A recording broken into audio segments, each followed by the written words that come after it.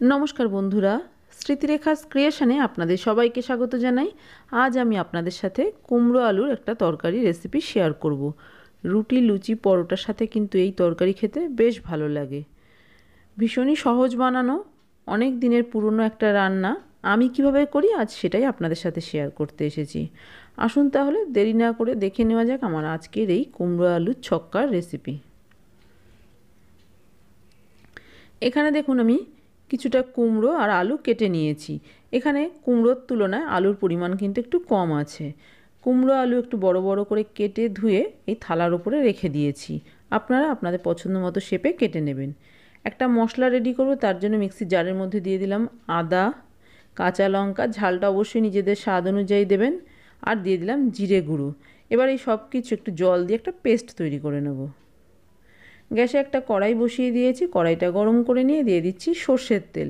রান্নাটা আমি সর্ষের তেলেই করছি। তেল গরম হয়ে গেছে, এবার এই গরম তেলের মধ্যে প্রথমেই কুমড়োগুলো দিয়ে দিচ্ছি। কুমড়োগুলো দিয়ে একটু নেড়ে চেড়ে লাল করে ভেজে নেব, তাহলে তরকারিটা খেতে বেশ ভালো লাগবে। আমি লবণ হলুদ ছাড়াই কুমড়োটা ভেজে নিচ্ছি, আপনারা চাইলে লবণ হলুদ দিয়েও ভেজে নিতে পারেন। দেখুন কুমড়ো বেশ লাল করে ভেজে নিয়েছি। এবার এই ভেজে নেওয়া কুমড়োগুলোকে একটা অন্য পাত্রের মধ্যে তুলে নিচ্ছি। কুমড়ো তুলে নিয়েছি, কড়াইয়ের থেকে কিছুটা তেলও কমিয়ে নিয়েছি। এবার এই তেলের মধ্যে ফোড়নের জন্য দিলাম 5 ফোড়ন, তেজপাতা আর শুকনো লঙ্কা। ফোড়নটা একটু নেড়েচেড়ে ভেজে নেব। এবার এর মধ্যে দিয়ে দিচ্ছি আলু। আলু দিয়েও একটু নেড়েচেড়ে ভেজে নেব। আলু ভাজার সময়ও কিন্তু আমি কোনো রকম লবণ হলুদের ব্যবহার করছি না। দেখুন আলুগুলো একটু লাল করে ভেজে নিয়েছি। এবার এর মধ্যে মিক্সিতে বেটে রাখা মশলাটা দিয়ে দিচ্ছি। আপনারা চাইলে আলাদা আলাদা করেও কিন্তু এই মশলাগুলো দিয়ে কষিয়ে নিতে পারেন। আদা বাটা আলাদা দেবেন, কাঁচা লঙ্কা বাটা, জিরে গুঁড়ো এভাবে আলাদা করে দিতে পারেন, তবে আমি একবারেই দিয়ে দিলাম। কিছুক্ষণ একটু কষিয়ে নিয়েছি, এবার দিয়ে দিলাম মিক্সির জার ধুয়ে একটু জল দিয়ে দিচ্ছি, হলুদ পরিমাণ মতো, স্বাদ অনুযায়ী লবণ দিচ্ছি, আর দিয়ে দিচ্ছি কাশ্মীরি লাল লঙ্কার গুঁড়ো কালারের জন্য। এটা অপশনাল, ইচ্ছে না হলে নাও দিতে পারেন। দিয়ে দিলাম হিং। কুমড়ো আলুর এই তরকারিতে কিন্তু হিংটা ভীষণই ভালো লাগে, তবে যদি আপনাদের পছন্দ না হয় হিংটা বাদ দিতে পারেন। আবারও খুব ভালো করে দেখুন সব কিছু নেড়েচেড়ে কষিয়ে নিচ্ছি। দিয়ে দিচ্ছি ছোলা ভেজানো। এই কুমড়ো আলুর তরকারিতে কিন্তু ছোলা দিলে ভীষণ ভালো লাগে খেতে। কিছুক্ষণ সময় নিয়ে মশলাটা একটু ভালো করে কষিয়ে নেব। ঢাকা চাপা দিয়ে আমি মশলাটা কষিয়ে নিচ্ছি। দেখুন কিছুক্ষণ ঢাকা দিয়ে রেখেছিলাম, এবার ঢাকনা খুলে আবারও একটু নেড়েচেড়ে দিচ্ছি, আর এই সময় গ্যাসের ফ্লেমটা আমি মিডিয়ামে রেখেছি। বেশ কিছুক্ষণ কষিয়ে নিয়েছি। এবার এর মধ্যে দিয়ে দিচ্ছি নারকেল। নারকেল দেওয়াটা সম্পূর্ণ অপশনাল, আপনার ইচ্ছে হলে দেবেন, না হয় না দেবেন। নারকেল দিলে তবে এই তরকারি কিন্তু খেতে খুব ভালো লাগবে। নারকেল দিয়ে আরও কিছুক্ষণ একটু নেড়েচেড়ে কষিয়ে নিচ্ছি। দেখুন খুব ভালো করে কষিয়ে নিয়েছি। এবার এর মধ্যে দিয়ে দিলাম ভেজে রাখা কুমড়ো। কুমড়ো দিয়েও কিছুক্ষণ মশলার সাথে কষিয়ে নেব, তাহলে এই কুমড়োটাও খেতে কিন্তু খুব ভালো লাগবে।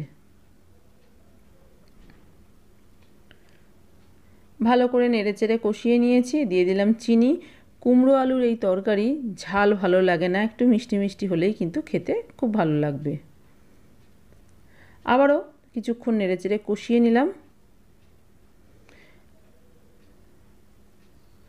সব কিছু খুব ভালো করে কষিয়ে নিয়েছি।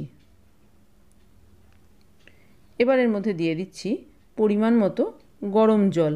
খুব বেশি জল দেব না, যেহেতু এই তরকারিটা ঝোল হয় না, সেই জন্য জলের পরিমাণটা বুঝেই দিতে হবে। কুমড়ো এবং আলু যেন ঠিকঠাক সেদ্ধ হয়ে যায় সেটা বুঝেই এখানে জলের ব্যবহারটা করতে হবে।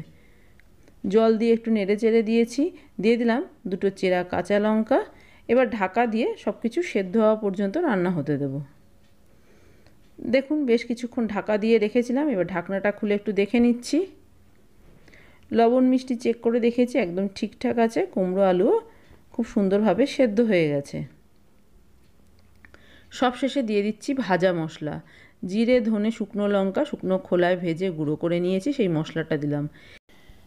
কুমড়ো আলুর এই নিরামিষ তরকারিতে এই ভাজা মশলাটা দিলে খেতে কিন্তু ভীষণই ভালো লাগে। সব কিছু ভালো করে মিশিয়ে দিয়েছি। এবার আমি কিছুক্ষণ ঢাকা দিয়ে তরকারিটা এইভাবেই রেখে দেব।